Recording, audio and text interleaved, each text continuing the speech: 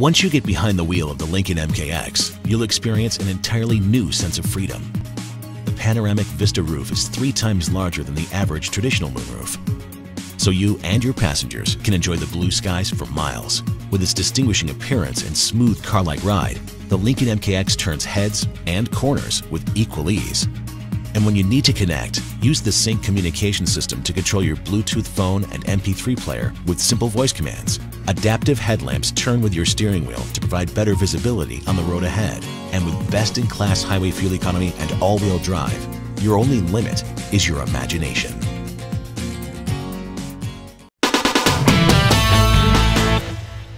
Get a load of what the fashionable man is going to be wearing this fall. Pantyhose. Hey, don't knock it till you try it, guys. More on that. Also, we have this thing called the cereal test when we decide, oh, this story is appropriate for the morning audience and this one's not. So why didn't this cute story about little guinea pigs not make it? So we're going to show you what we dared not show you during the show. You know, like when you were just waking up. Also, in the section called How Does That Work?, we will show you a disappearing act that was on the air, how we did that, and then the cool news story that goes along with it. All that in today's podcast. Thank you, by the way, for being a member of the Podcast Club. But first, chances are you've been keeping up with the U.S. medal count in the Olympics in China. Now, I can tell you that the stories from behind the scenes in China are nearly as interesting as the competition that you see in the swimming pool or in the gymnasium. Now, I know this because I spent about 21 days back in 1996 here in Atlanta covering those Olympics. So we asked Larry Smith, behind the scenes in Beijing, to take us there to show us around. Hi, Robin. It has been so much fun covering the Olympics here for CNN in Beijing, China. My first trip to Asia. You know, speaking of behind the scenes, how about behind the scenes at the water cube? Let's show you some few shots of this. If you watch me every hour here on the Morning Express, you can see every time this thing is always changing colors, little things flying around, fish, all that stuff. I mean, it is really, really cool. Cool because I can't think of a better word. But anyway, you know, it's early. At least for you, it's early. But hey, listen. Here in China, I've been able to go out and see a couple of other different things. I went to Tiananmen Square. We were welcomed. They don't see Westerners very often. That was really cool. The Forbidden City is huge. It took us forever to get there. It has 9,999 rooms because 9 is the most powerful number in the Chinese culture. Later, I went to the food street where I had everything you could imagine. Scorpions, seahorses. It was unbelievable. So anyway, bon appetit. Robin, I tell you what, you got to come over here, and I promise that I will buy you something to eat that you probably never thought about eating.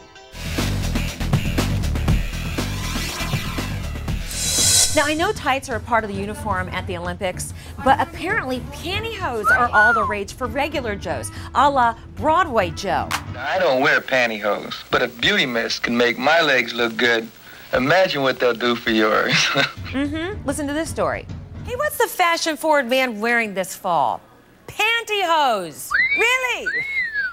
Yeah, stores in Europe and the United States say more men are buying pantyhose.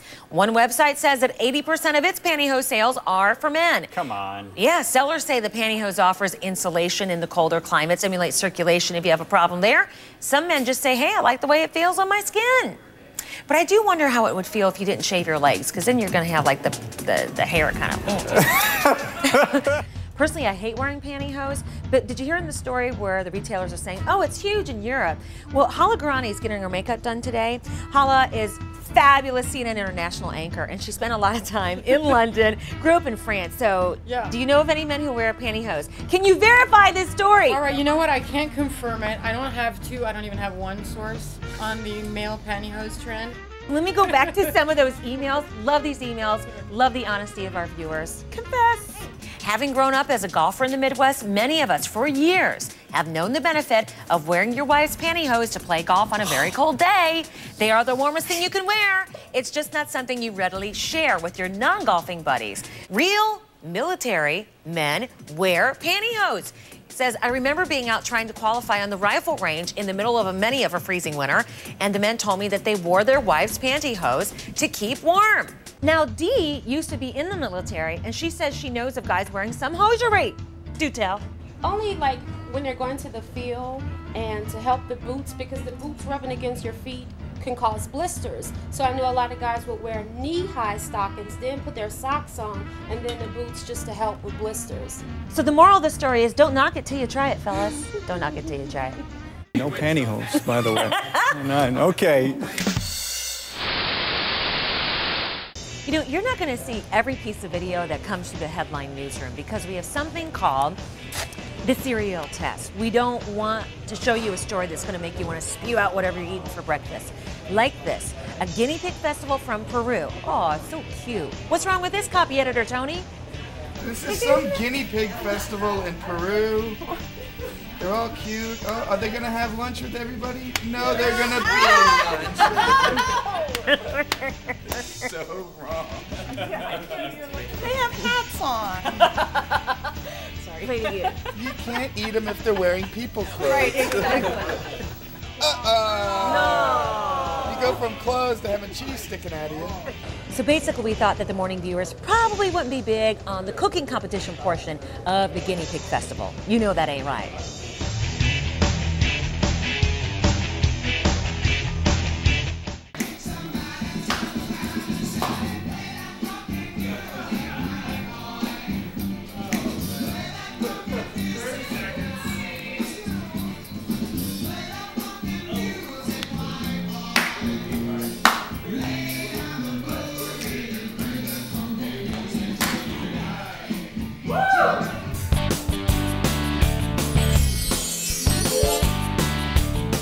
Hey, I want to show you some spur-of-the-moment TV magic that really helped us tell one story and bring it to life. It was really sci-fi sounding.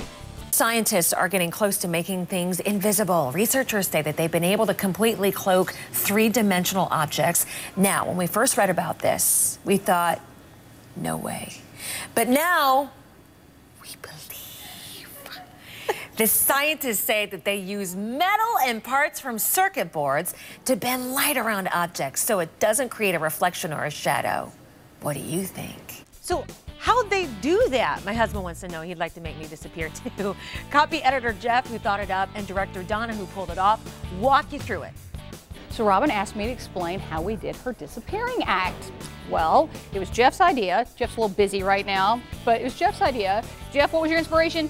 You know, it just popped in my head like something hit me over the head like happens at 3 a.m. once in a while. The brilliant things come at the worst hours. Yeah, so Susan yelled at me, and what we did was we had Robin stand up from her seat. And so she was sitting and had the plasma beside her, and she got up. So we had the empty chair with her seat. And we recorded that. Susan recorded that on our quick turn system. And then we had Robin sit back down, and while she was reading the story, when she started acting like it was going to disappear, we started fading to the taped version of her not sitting there, and it looked like she disappeared. And it was all thanks to Jeff. Yeah, I said we've got to do this, but obviously Donna's like the brilliant one that can figure out how to make it happen. I trusted she would, and of course she did. Ta-da! Magic revealed. And that was just one of those things that happened, you know, like I said, on the spur of the moment, as the show was already in progress. Now that's a good team. Hey, you are a part of the team. Thank you so much for watching the podcast. We'll see you tomorrow morning, okay?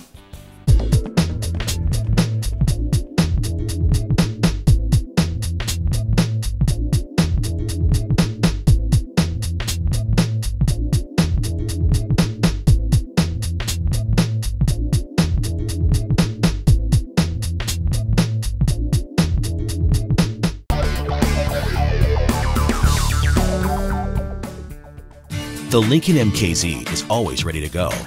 A swift 263 horsepower V6 engine provides smooth operation at all speeds, while the intelligent all-wheel drive system helps keep you in control.